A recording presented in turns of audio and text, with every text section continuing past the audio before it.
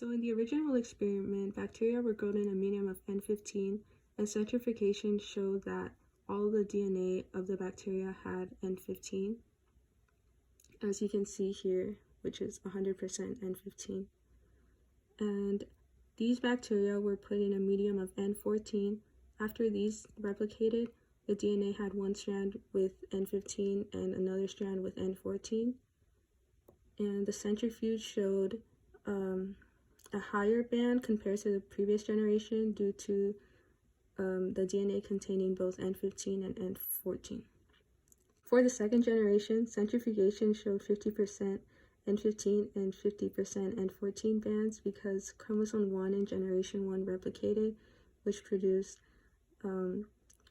chromosomes with N15 and N14 and chromosomes with just N14.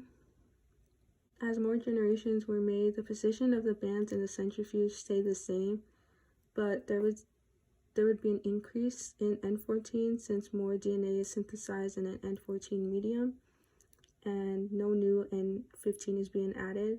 And this can be shown in generation 4, where most of the chromosomes have DNA with N14, and only 2 of them have one strand of N15. So, starting with how the results would have looked if it was a conservative replication, we have this diagram here with initial chromosome N15 remaining intact through each generation, while each other chromosome from DNA replication being made of the newer material N14.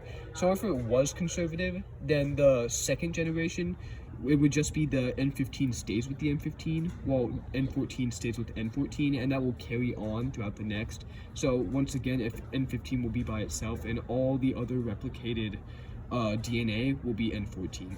Then as for the centrifugation bars in the experiment, we would only have 2 possible bars, N15 and N14. With each replication, N15 stages will stay the same because we know it carries on through, they're right next to each other.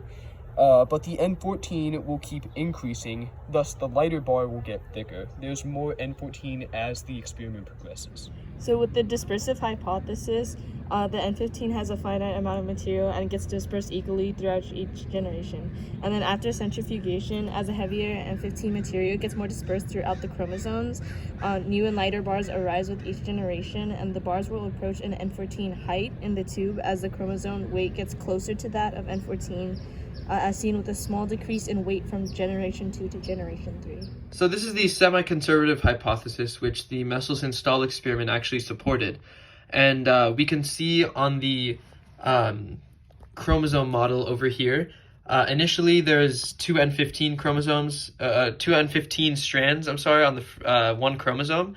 And once this chromosome is put in a N14 solution where that's all it has to synthesize, after the first replication, the N15 strand split up, and there's one N15 strand in each new chromosome. So the new chromosomes will be 1/2 N15 material, 1/2 N14 material, with completely intact strands, unlike the dispersive hypothesis predicts.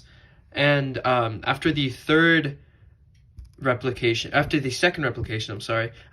replication, this half chromosome mixture with one N15 strand and one N14 strand will stay the same amount. There will still be 2, and then every other new chromosome will be made of fully N14 material. And so this is the semi-conservative hypothesis, and the way that Meselson-Stahl's experiment proved this was that, of course, in the first generation, there was only one band, the N15 band. And then after the first replication, there was a newer band, which was above the N15 band. And this was the 1/2 middleweight band with the N15 strand and 14 strand chromosome.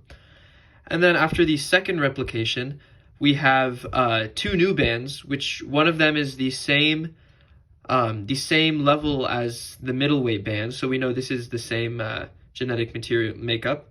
And then there's another band higher than it, which is the N14 band, shown right here. And this corresponds with the second division. And then after generation 3, of course, the amount of the half weight stays the same, and the amount of N14 will increase. And so this is what Meselson and Stahl observed, and this helped them come to the semi-conservative conclusion.